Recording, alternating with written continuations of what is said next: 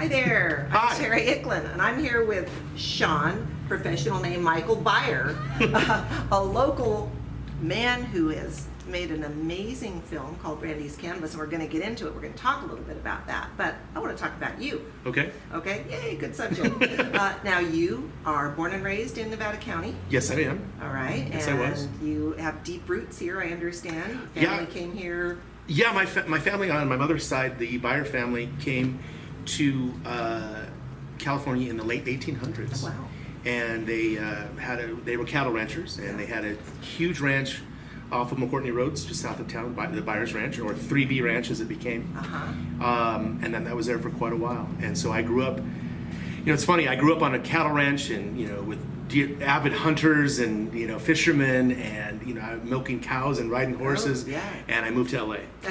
Go figure. Well, yeah, go figure. That was quite a diversion to go off Yes. in that direction, I think. So. Well, I've always, the arts have always intrigued me. You know, my grandfather played guitar, my mother played the piano, and nobody really was on the acting side of things. So my grandmother a little bit, but I just was always drawn to that. And in fact, my first acting was at the Nevada Theater. Is that right? Yes. Wow. Yeah, I was about 8, and then we did, in high school we did You Can't Take It With You at the Nevada Theater. So that was my first, That was it. yeah, that was exciting. And you got the bug. So you graduated from Nevada Union. Yes, I did.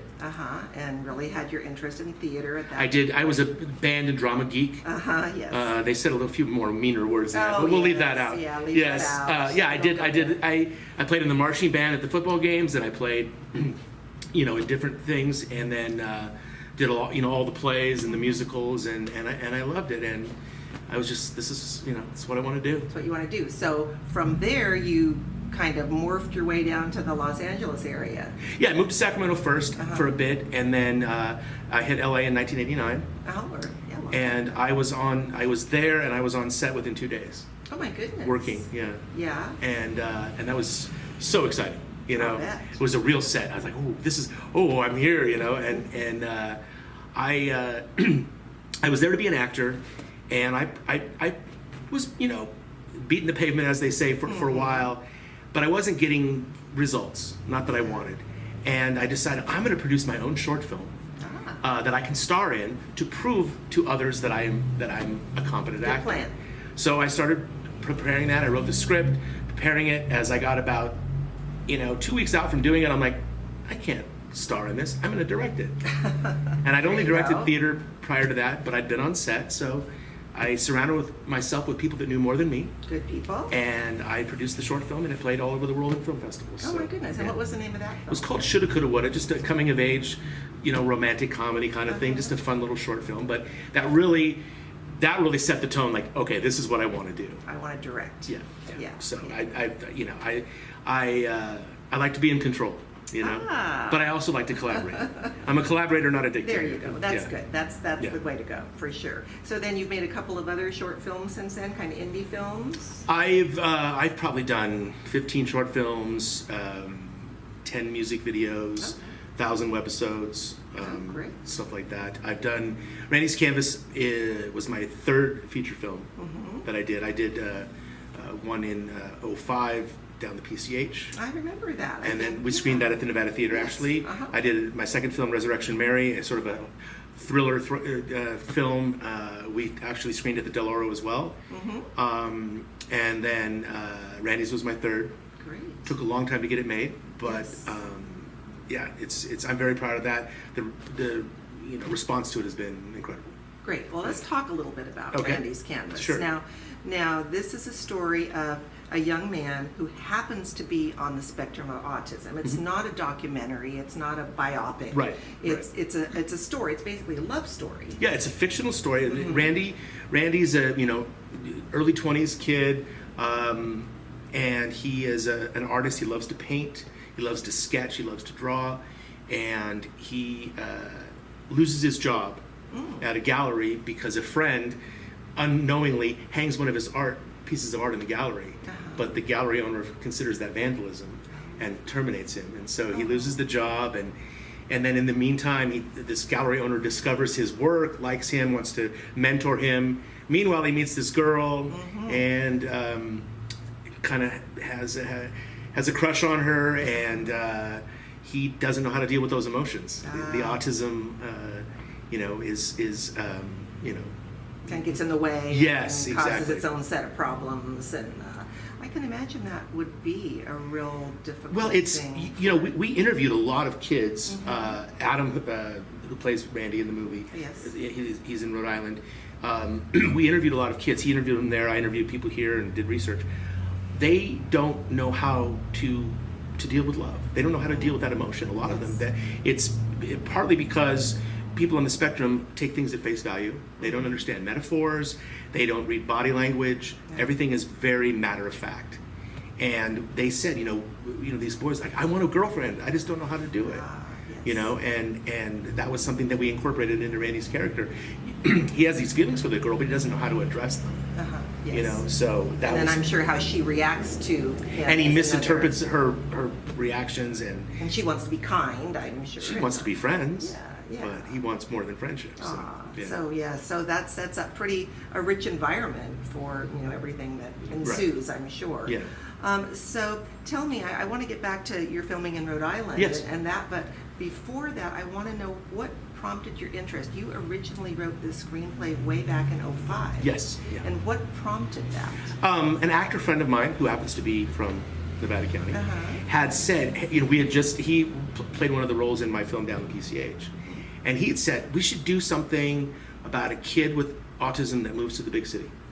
And that's all he said. That was it. That was literally the story. And me having kind of been dabbled in art myself, painting and whatnot, I thought, oh, well, I'm going to make this character an artist, and he has, and so on and so forth. And then that's when the story began, and then it just became Randy's Canvas. I named the character Randy, and I thought, Randy's Canvas. That's a And great name. I love the title, and it's a blank, it's a blank canvas, a blank slate, metaphor. Metaphorically, Yeah. yes. So yeah. Perfect. So from that, you've worked on it off and on, as many screenwriters do. You kind of set it aside for a while. And Well, and I also brought in another writer friend of mine in I don't know, a couple of years after. I felt I was happy with it, but I wanted a little bit more. So Cat it up I a wanted little bit. some fresh eyes on it. He's talented writer, and so he collaborated with me on subsequent drafts. When we got closer to production, my producer also contributed to some of the drafts that the production draft, if you will. So it's like I said, I'm all about collaborating. I'm not it's what I do is necessarily going to be the end all be all. I want others to contribute. input and second pair of eyes, as you say, or Absolutely. third, fourth, but it's always Yeah. great to Absolutely. get somebody else's input on that. So then moving forward, you finally got up to 2016 Yes. when you actually were ready to go into production and make the film. Yes. And decided to shoot in Rhode Island because We decided to shoot in Rhode Island about a year prior for a variety of reasons. I love California. I'm born and raised, but it's very expensive to shoot in California. Los They Angeles. do everything.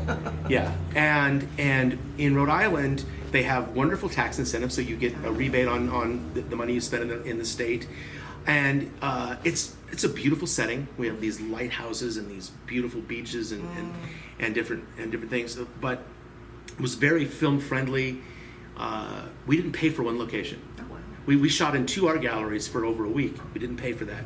We were able to shoot at a minor league baseball game, which adds just production value to the film, and that was fantastic. Also, all of our catering, you have to feed your crew. All of our catering was donated Great. because we were benefiting autism, and it was a great experience. It was just such a beautiful place to shoot. Friendly people. The state film commissioner and his vice president or whatever she is came to our set, gave all the crew baseball caps that said Rhode Island Film Commission. It's wonderful. And it was just, you can't beat Sounds the like support. a Yeah. tailor-made place for this. And then there was an institute or a program there, or that you tapped into to interview some of Oh, the... we partnered with Autism Project Rhode Island. Okay. They're in Johnston, Rhode Island, which is a suburb of Providence, and they were very supportive of the film. They had a bunch of their kids work on the film as production assistants, as extras.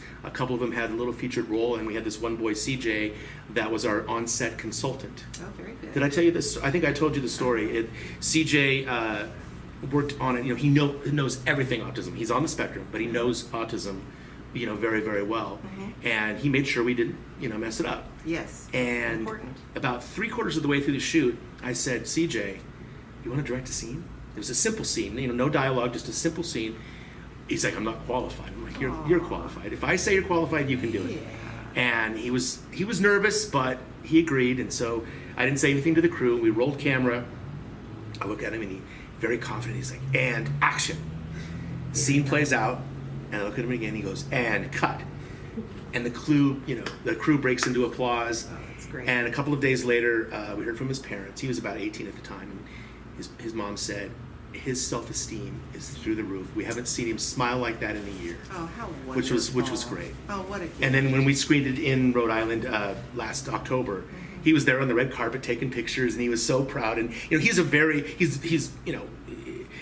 very stoic kid, but he was very excited. So that was really wonderful. Oh, what a great opportunity for him. Totally, and kind of put a little bow on your project. Yeah, and just as well.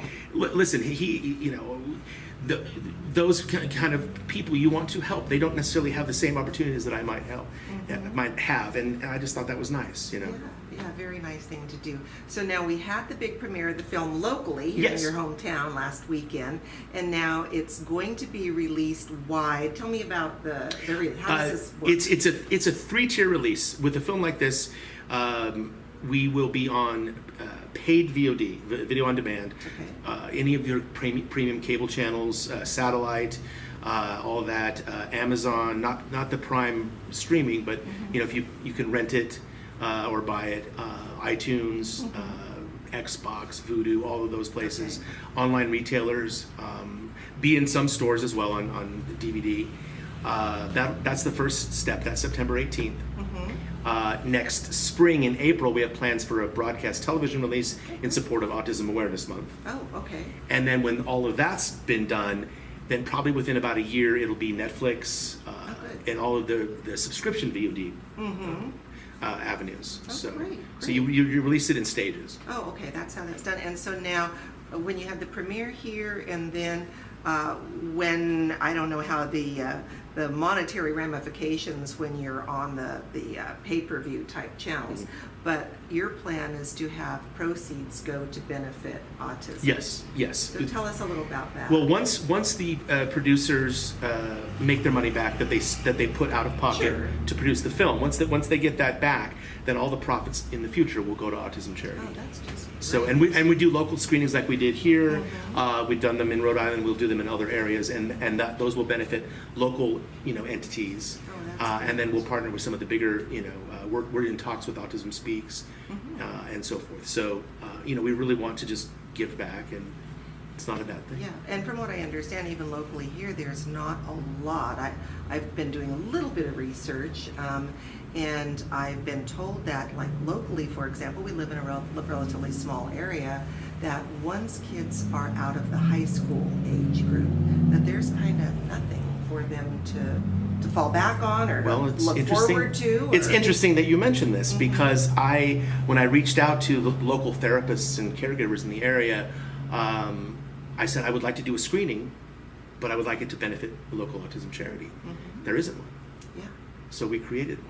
Oh, you did? Yes, the Randy's Canvas Foundation. The Randy's Canvas. And that'll be initially a local Nevada County charity where kids can go and explore their creative resources. They can get, information on higher education.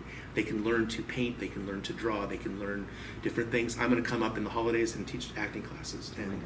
I just got chills when you said that. I mean, so that's we premiered that at the Del Oro afterwards. We made a big announcement of that. So we just decided, hey, there needs that resource. Yes. So I'm very excited about that. Oh, that's so, wonderful. Yeah. Well, look how this has all come together. Look at this. I mean, it's showing the love, right? Showing the love, exactly. Local, and I love it. I love the subject matter. I love the fact that you're local, and you've done a great job with this, obviously. And I'm looking forward to. I didn't get to come to the premiere, but I'm really looking forward to seeing it. Well, you'll get to see it, and to premiere in your own hometown at the Del Oro Theater, which is that's where we all grew up.